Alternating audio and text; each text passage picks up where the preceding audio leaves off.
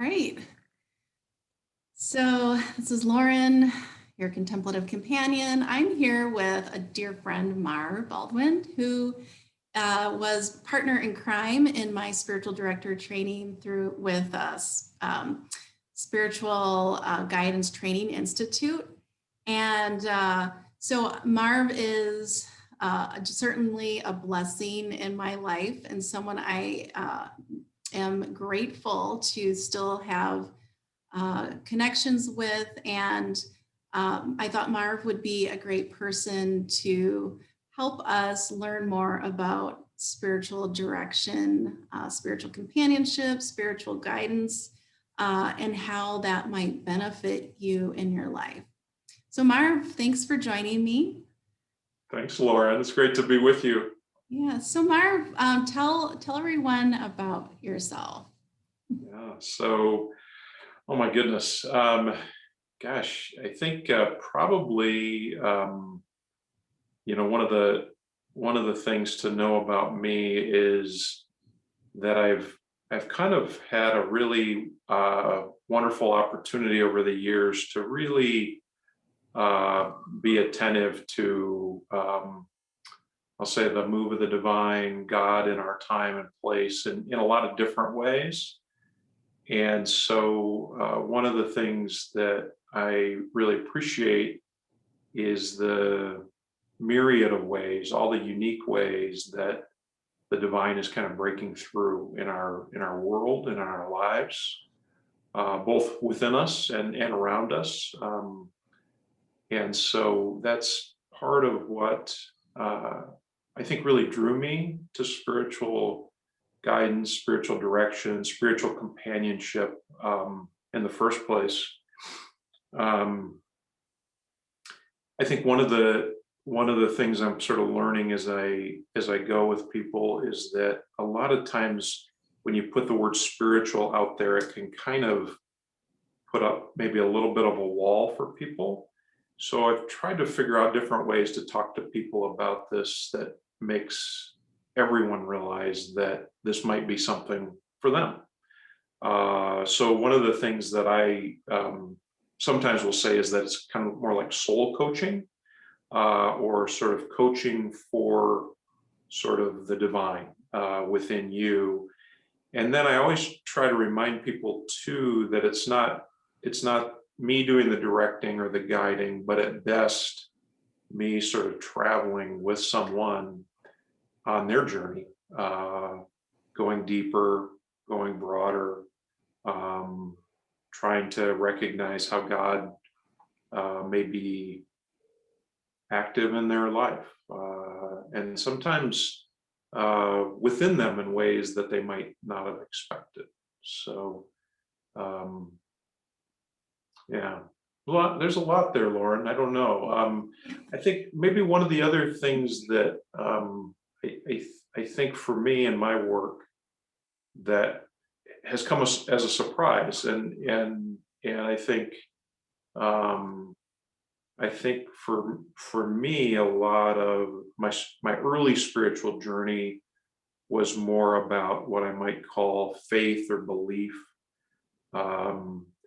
And I think in the past probably 12 to 15 years, it's been more about experience and more about incarnation and connection with God, God within, the divine within, and how, sort of how that can possibly be.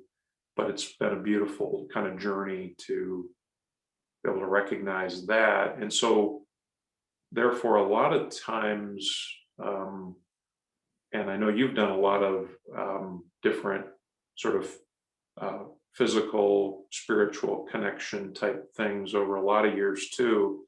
But I think what I'm finding more and more is that people are having experiences, but they don't necessarily connect them with a spiritual experience, because I think in a lot of Western thought kind of puts spirit out there.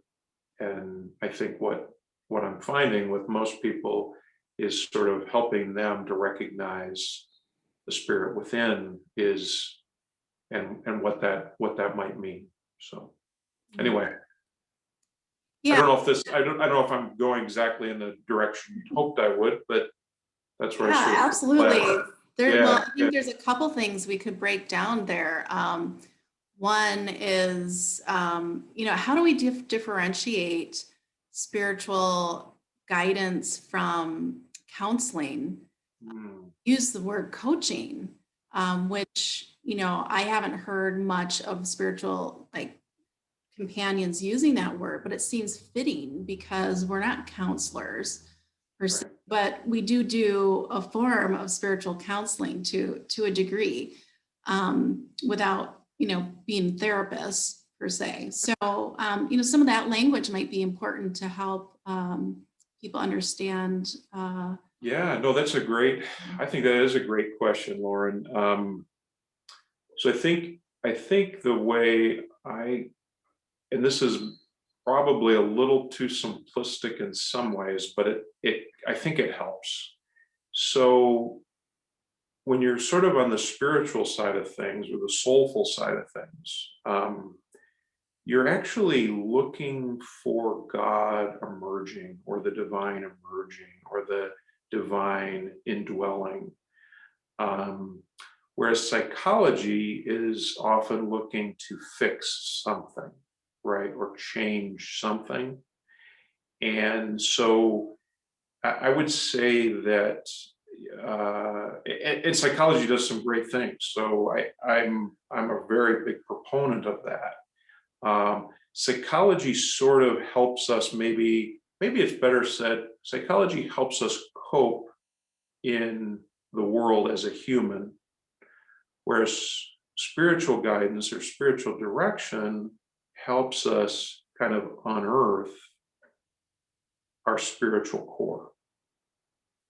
And a lot of times, our world that we live in isn't very receptive to our spirit or our soulfulness.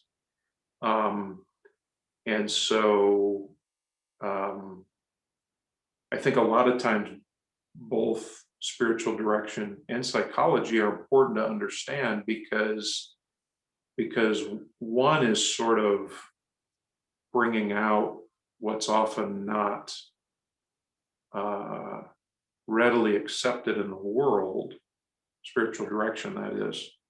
And then on the other side, psychology kind of helps us deal with our spiritual selves in a very kind of material, intellectualized world. Does that help? I don't. Yeah, I think, and I don't want to say this definitively or generalize, but Yeah.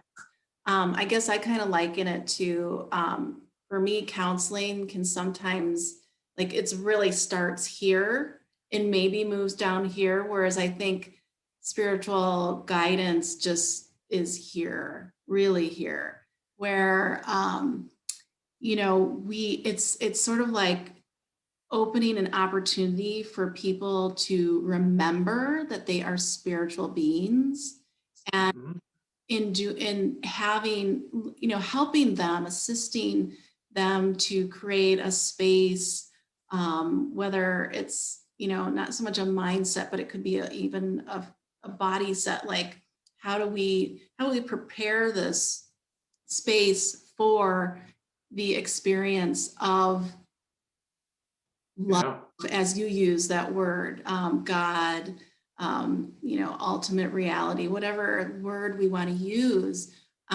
for that experience is kind of, yeah, Yeah. maybe a little bit of how I see that being differentiated. Yeah. Yeah. No, I think the way you describe that is really good. I think one of the other things too that I've noticed with a lot of people is sort of the disconnect, right, between sort of our intellect, which we've sort of put up on a pedestal and kind of do a lot of work up here, right, and sort of rest of our being, right? The rest of our, and it's interesting, you talked about the head and the heart, and I would also add the guts, because I think a lot of people are also centered there and connect spiritually at a very sort of a deep place within, in addition to connecting at the heart, which has been an interesting find as well. And sometimes a hard one to kind of sort of accept, because I think we're sort of taught a lot of times, particularly in a Western setting, to have a belief system. So what's the story that I tell myself intellectually? What do I have to believe, or what do I need to believe, or what do I believe? And I think part of spiritual deepening and spiritual direction is helping to recognize that a lot of times our intellect is not very trustworthy. And a lot of times you have to start to notice the noise. And I know you've done a bunch of work in mindfulness over the years, which is phenomenal. But just noticing that it is perhaps noise versus truth. Right? Yeah. Yeah.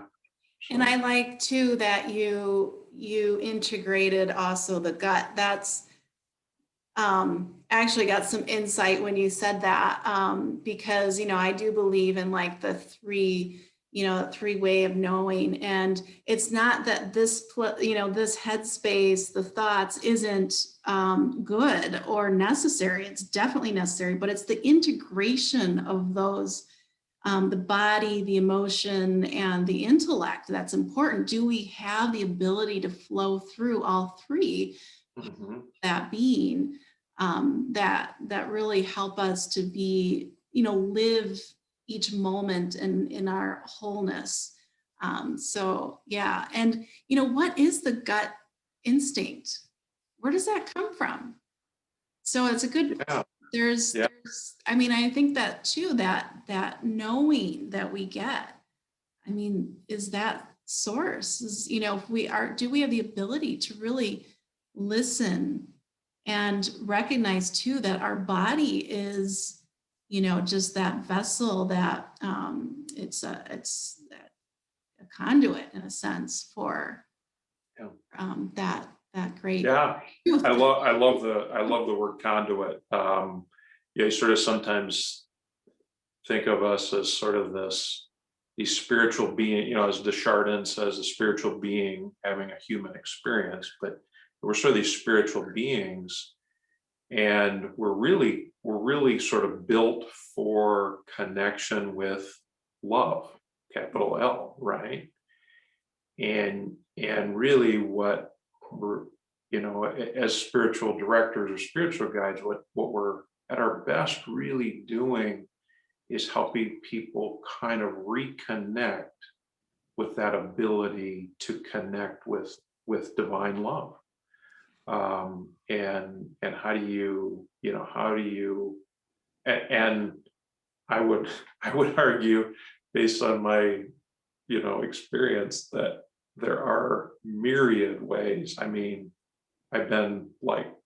I get surprised all the time in conversations with people about how they are being led to this beautiful, divine, godly love that exists and is here for all of us, within all of us, around all of us, but we get kind of collapsed or fearful. I don't know. I'm not sure. Again, it could be a lot of different things. But yeah. We kind of get stuck in the the material aspect of our being and in our world. Yeah. There's so much beauty in that too. So it's easy that we grasp towards that, and it's actually, fortunately, easier to be. It's like almost we can bypass our spiritual nature through the materialism pieces. I don't know why as either a society, a culture, or a human race, that we have a tendency to bypass the spiritual nature and grasp towards the material. Something, that you might contemplate in a spiritual guidance session. Um, so I don't know, I'm gonna move on. Yeah. I want to ask you. Can I share quickly Oh yeah. on sort of the last thing because you're kind of posing, I think, a really interesting kind of question, I think, and you're sort of thinking out loud, which Yeah. is why do we sort of get guarded, I'll say, okay, or um and I think there are two reasons. I'll sort of say big picture reasons, and there's probably a lot of others, but I think one is that at the heart level, a lot of times divine love can be kind of awesome, like wow, it can feel really big. And I think sometimes we confuse that with fear. And our fear reaction is to get away from that, right? And so I think it's in a lot of situations, and not everyone, but I think sometimes as we fly close to the flame, that divine love, that it can be so awesome that it can be fearful, so we can try to back up. And then at the gut level, that's a lot about survival. You mentioned, sort of that motivation, the survival, that kind of stuff happens. And again, I think that can our survival instincts can kick in, uh, and although I think that can actually help lead you to a closer intimacy with God or with love, I think sometimes it feels not spiritual. It feels very carnal in some ways, and yet there is a connection there if you're kind of willing to explore it. And I think that's where some that are in our area of work talk about shadow work and those kinds of things. And I think that's an important aspect too, that sometimes doesn't get forgotten, but doesn't always get addressed very well. So I just want to make sure we mentioned Yeah. that, brought that to the table too. I Yeah. think, I think that really brings up a good point, that, I think many of us have not grown up learning and understanding the spiritual world per se. So, when we do explore, it's kind of an unknown place. Yes. And as Yeah. you said, that can be fearful. Yes. And so that's, one reason you would want to maybe work with a spiritual companion is hopefully your spiritual companion provides a safe place for you to explore those unknown places, and try to help guide Yeah. you, as you are learning to, be guided by spirit, but working through, some of those, like you said, the shadow work, you know, Yeah. and in other areas that can be very vulnerable, emotional, working on your spiritual life, you have to take a really honest look at yourself. Yeah. That's right. Once, That's right. yeah. Yeah. Yeah. Sometimes No, we it's don't like true. what we It's so see. true. Yeah. Yeah. Well, and I love the way that you just described the, kind of creating the safe space, because that was, I think, one other thing that I found that's so important is that sort of opportunity to explore with someone who has done a lot of exploring for themselves and with others to help you explore some new territory. And like you just said, it can be scary. It can feel risky, right? Yeah. uh, and you start to unearth things it's nice to have somebody there with you to help you interpret and kind of Mhm. go, it's okay. You'll be okay. Just keep going. Be kind to yourself. Take it slow. It's okay. Yeah. Mhm. Yeah, and I think one other just a point to make too, like when you're working with a spiritual guide, we're not telling seekers what to believe or what to think. We're just there to, almost in a sense, hold someone's hand through the experience. Because no one wants to be alone, and especially in a space where there might be fear or sensitivity or insecurity. Nobody likes to kind of venture on their own, or, not many people. So having a companion can just, be, a source of comfort Mhm. throughout Yeah, the journey. yeah, yeah, yeah. I sometimes it depends a little bit on who I'm talking to, but in some cases, the way I describe it is that if you're on your spiritual journey, I'm here if you want to invite me to come along with you. And I don't know I haven't been in the same exact territory that you're going to go in, but I've been sort of working through, my own and others. So I have a sense of kind of what might come up.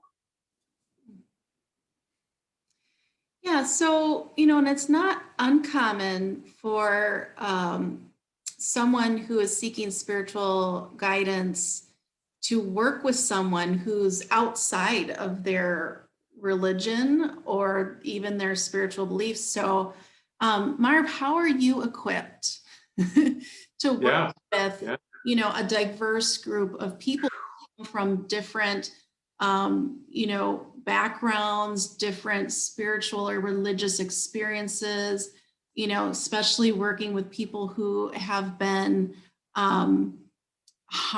spiritually harmed from their, religious experience, which does happen. So maybe share a little bit about how you specifically are. Yeah. I think it's a great question, Lauren. And actually I've been thinking about that since you sort of asked me to do this discussion with you. And I think the gift that I got years ago was a deep knowing that each of us has the divine within. No question. And that divine is all about a core of love, unending, ever present love for each one of us. And it manifests differently for each of us, but it's certainly there. Um, I guess if someone were to say, well, does everybody have that? I can't say everybody, but everybody I've met does. um, so yeah, so I think really for spiritual direction for me is kind of knowing that going in, helping people to either uh, discover it, or I'd probably better said is to rediscover it, because I think a lot of our sort of growing up is a forgetting of that deep truth that has existed with us for all time. And so from a multiple sort of tradition standpoint, um, I guess what I've developed over time is just such a deep appreciation for for different traditions and different religions, different cultures, that are trying in different ways to talk about that, um, and how that we're all unique and yet we're all connected, and how can that be, right? And yet that's sort of how I view um, religion. So, when I sit down with someone, it's not as much like, what is your religious background or your cultural background, although that's important. It's more about sort of, what does that mean to you? How do the things that come from your background inform that sense of loving presence within you? It's actually the other way around. But how does your loving presence come out through your tradition, through your religion, through your faith? Um, yeah, that's not very well said, but I think you get the gist. Yeah, yeah, Yeah. Um, it makes me appreciate the um, training and intention behind spiritual guidance, in that it really is, um, and I would say this is across the board. I mean, you can have spiritual guidance or directors that work specifically with a specific religion, but I think we're all really equipped to work on helping someone find the path or the easiest way for them to connect with their source. And so spiritual companionship holds this non-judgmental space around whatever, you know, that end result is. We just want to help people get there. And one of the things that can be helpful in doing that is meeting people where they're at. And so using language that would be appropriate for someone who is, a Catholic or a Protestant or a mystic or a spiritual non-religious seeker. So language becomes important, and just holding that non-judgmental space, just getting to the real core of the issue. How do we help people connect with their divine source? yeah. No, I think that's well said. Meeting people where they are is really kind of a key attribute, including those that may not recognize a greater power and yet still are seeking connection with other people, or with the with the earth, or with yeah. So I think sometimes yeah, it's a again, I sort of go back to this whole idea that as we grow and as we mature, we sort of put on our best sort of uh, survival gear for this world and this time, whatever that is, whatever situation we're in. And part of the spiritual journey is really learning sort of how to set that aside and kind of get back to who we really are at a core level. Um, so yeah. So yeah, I use the word God because it works for me, but I also realize I have to be a little cautious with that. And I usually, pretty early on, when I'm starting to meet with someone new, I ask them what language they're comfortable with, because that's really important, and it speaks to our unique experience, which I think is, that's part of what I'm so grateful about in doing this work. I get to understand this, or see, I shouldn't say understand, I get to see so many different glimpses of the spiritual thing that's going on, or whatever, whatever you want to call it. So, yeah. Mm.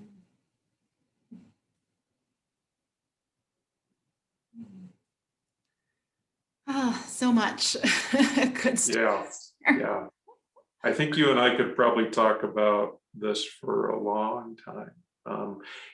A couple practical things that we might want to mention, just because I know you're trying to bring some more thought to people. Some people say, well, how does spiritual direction or guidance work? And for most people, I meet with, and I'm guessing you do too, once a month. Sometimes I meet with them every other week, depending on sort of where they are in their journey. I've set up a sliding scale so that anybody can afford to come and see me. I think that's important to do that. And then the other thing that people, I think, are always a little hesitant on, but I think this is important for you and I to talk about, is sometimes you might come see a spiritual director a couple or three times, and then never again, or maybe you might come back after a few years. Some people see a spiritual director every month for ever. But I think, and every spiritual director works differently. You may share how you work a little bit differently, Lauren, but I think I'm definitely being called to sort of meet people where they are. And sometimes that's for a very brief sort of interaction. That may only be a couple or three meetings, or maybe six. And I think that's part of it too. Let's see. Oh, and then I think the other thing too, and I'm never sure whether to bring this up or wait for it to come up, but a lot of people have mystical experiences. A lot of people don't talk about their mystical experiences, but I just want to kind of normalize it a little bit more, because I've seen different statistics, but I think 70% of people will talk about a mystical experience they've had. And so I think that's another thing that often is something that in our role as a spiritual guide, spiritual director, we can help interpret and sort of help, and I won't say normalize, because it's a really special thing, but help people realize that it's a special thing that happens to a lot of people in again, myriad of ways. So Yeah. I find that there's many people that are looking to create more sacred moments in their life. And so, I mean, you can have, a mystical experience and try to create that or duplicate that experience through, practice or prayer, or, just in your contemplation, which is, a huge blessing to have a mystical experience. But then, we can also, and so we can celebrate those right. experiences, just like we can celebrate other, even more mundane experiences as sacred. So helping people to, work, along the continuum there. Yeah. Yeah. Yeah, absolutely. Absolutely. And I think Well, of the yeah. population of people that I frequent, in the yoga world. Your yoga practice is just like primed to have mystical experiences. If it's, I would say, even regardless of whether you're at a gym practicing yoga or at your home or an ashram. And I don't know. I don't know how often people actually talk and share about those mystical experiences, or try to like really understand them, how to create meaning out of them. So I think that's an interesting point you bring up, that, Yeah. that we can support people in helping them understand through divine presence, how to make sense of just basic human experiences, death and suffering and the ups and downs in life. Mhm. Um, Yeah, and then also just spiritual life in and of itself. yeah, yeah, So yeah, yeah, yeah, yeah. No, yeah, I think it's, I've often wondered, and I don't know this for sure, but I'm not sure that mystical experiences aren't just sort of a way to kind of crack back through into the spiritual plane in a sense, right?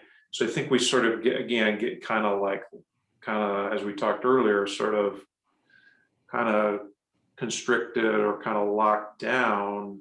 And I think maybe a mystical experience is something that kind of cracks that shell, right, in some way, yeah, and gives you a glimpse that you sort of can't deny. And then that can kind of lead to other things, yeah, uh, I think. But anyway, I think it depends on yeah, the person, right? yeah. Well, and Yeah. that's the beautiful thing is this isn't for like, it's not for me to understand. It's for me to help you understand Well said. through your growing intimacy with that source. Mm, Like I can see the image of like the old school TVs with the antenna, and you're wiggling the antennas trying to get a picture to come in, and all of a sudden it's there and then it's gone. So like you came into this alignment and you had this experience. Ah, there's the picture. Yes. And then it might be gone. Well, why? right. Why? And I think a lot of us, when we have those experiences, we want to stay there. It's a glimpse of sort of the greater vastness of the universe that is just so unknown, Yeah. and that we get a glimpse of on our spiritual journey here. That's Um, right. yeah, That's right. Yeah. Yeah. Yeah. Lauren, this is, yeah, great conversation. yeah, Thank you. Thank you. yeah. Marv, I want to just sort of wrap up here with Mhm. question for you, especially during these times of I don't know. I want to just call it's a new experience. This last year that Yeah. Amen. Yeah. Amen. no, no, Yeah. just say it real non-judgmentally. Just it's a new experience for us, but it's also one that's, just been really steeped in heightened emotions across the board.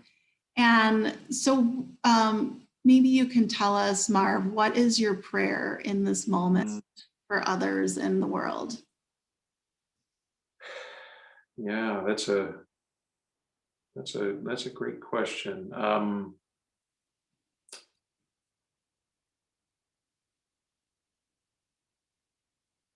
When I pray for others, my my deepest prayer is that they know God's love for them,